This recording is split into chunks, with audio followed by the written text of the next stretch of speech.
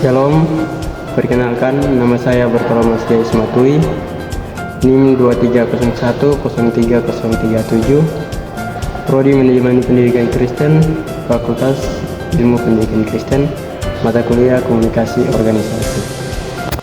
Baik, kali ini saya akan menjelaskan sedikit materi tentang aliran komunikasi dalam organisasi dengan dosen penyampu Devis Penentuan MPD. Pengertian aliran komunikasi dalam organisasi. Aliran komunikasi organisasi merupakan pertukaran gagasan di antara para administrator dan karyawan dalam suatu perusahaan dalam struktur lengkap yang khas disertai dengan pertukaran gagasan serta horizontal dan vertikal di dalam perusahaan sehingga pekerjaan dapat berjalan. Fungsi aliran komunikasi. Aliran komunikasi organisasi berfungsi untuk mengetahui bagaimana informasi itu didistribusikan kepada anggota-anggota organisasi, bagaimana pola-pola distribusinya, dan bagaimana orang-orang terlibat dalam proses penyebaran informasi itu dalam sebuah organisasi. Nah, di sini juga ada jenis-jenis aliran komunikasi. Yang pertama, komunikasi vertikal. Bentuk komunikasi vertikal menurut Musk and Harris 2020 merupakan bentuk komunikasi yang terjadi dari atas ke bawah dan sebaliknya. Artinya komunikasi yang disampaikan pimpinan kepada bawahan dan dari bawahan kepada pemimpin secara timbal balik. Yang kedua ada komunikasi horizontal. Komunikasi ini merupakan komunikasi yang berjalan antara individu yang sama tingkat kodratnya dalam organisasi.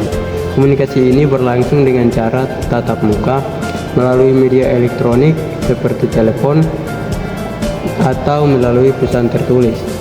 Yang ketiga ada komunikasi diagonal.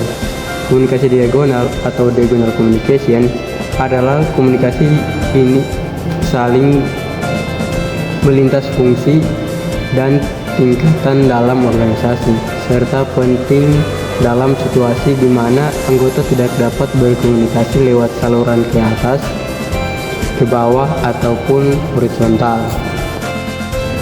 Nah, di sini juga ada saluran komunikasi organisasi yang terbagi menjadi dua, yaitu komunikasi formal, saluran komunikasi resmi yang ditetapkan oleh struktur organisasi. Contoh, memo, email resmi, rapat.